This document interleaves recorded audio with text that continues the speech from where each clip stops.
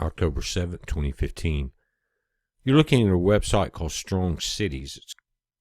The subtitle is Inspiring Local Resilience on a Global Scale. This just came down. The meeting was just 8 days ago. The Department of Justice of the United States was highly involved. Loretta Lynch. And they put in charge a Muslim from Jordan.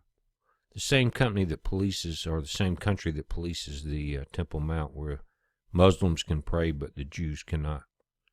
It's a global network of local authorities united in building resilience to prevent violent extremism.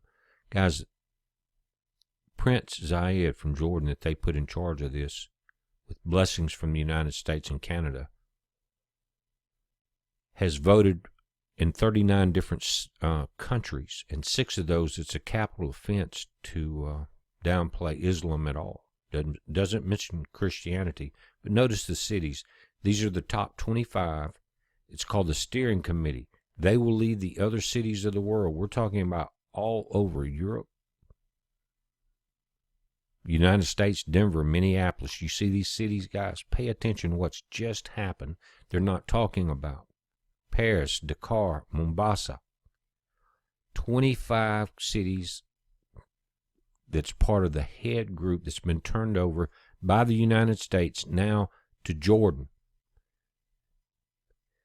The United States Department of Justice, notice this, September 28th, for immediate release, launch of Strong Cities Network to strengthen community resilience against violent extremism. But who they put in charge of this? The Muslim Prince Zayed, in 6 countries that he's dealt with this authority, in 39 that he's implemented. In 6 of them, it's a capital offense to say anything against Islam, but not against Christianity. I'm not going to read the entire thing, but it's, again, you notice it's to inspire local action on a global scale, the one world order. Loretta E. Lynch, the United States Attorney General, will serve as a vital tool to strengthen capacity building and improve collaboration against domestic and global terror threats. Domestic. Really? Really? None of us believe this. Guys, this was snuck under radar. As things like the Pope came in, as we see violence in the Middle East, which is very important. Right now, there's a wave of violence against Israel. 7 attacks to date. They're not talking about on mainstream. It's very important. You can pause this and read it. It doesn't get any better. But the Prince Zayed that they put in charge of this, guys, it's a scandal. It is a Muslim takeover of the world, approved by the United States and many of the European countries. Think about it. Think about what they've just done. Now, through this Strong Cities program, we've been sold out. The Strong Cities Network will launch on September 29th, following the Leaders Summit on countering ISIL and violent extremism. Remember, local extremism. Again, welcoming remarks will be offered by the United Nations High Commissioner for Human Rights, Prince Zayed Al Hussein, and Mayor Bill de Blasio of New York City. Major sellout. In the old days, Bill Blasio would have been called Benedict Arnold. But this is a much more treacherous situation that we're dealing with. Again, pause it, read it.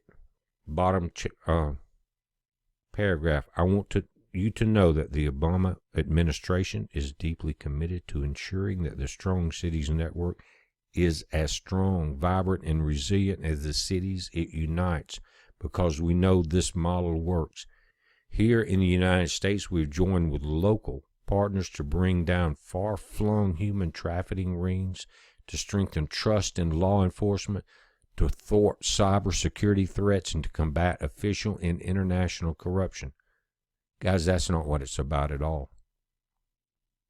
Read the history of this prince and what he's done. Again, in 6 of the countries that he's dealt with and running his opinion, the guy on the right here, it is a capital offense. There's a lot to read in the information I'm about to show you, and none of that is good either, guys. But they quickly get into what they're really talking about, human rights, Resolution 1618. And they quickly skip right down to what they're really trying to do. It says, while this uneasy truth stopped the parade of anti-defamation resolutions, it did not end efforts by the OIC members to prosecute those deemed to have insulted Islam. Only in 2013, the ministers of justice of the League of Arab States approved an extremely wide-ranging draft blasphemy law that not only aims at criminalizing alleged blasphemous utterances, including miming, but also gives them the jurisdiction, meaning that someone deemed to have blasphemed in the United States or Europe would be liable to prosecution in Arab League member states. You don't think the Justice Department would sell you out? Do you think mainstream would talk about this? It's a heads up, guys. Be safe. Again, the information now needs to be filtered very carefully. Be safe.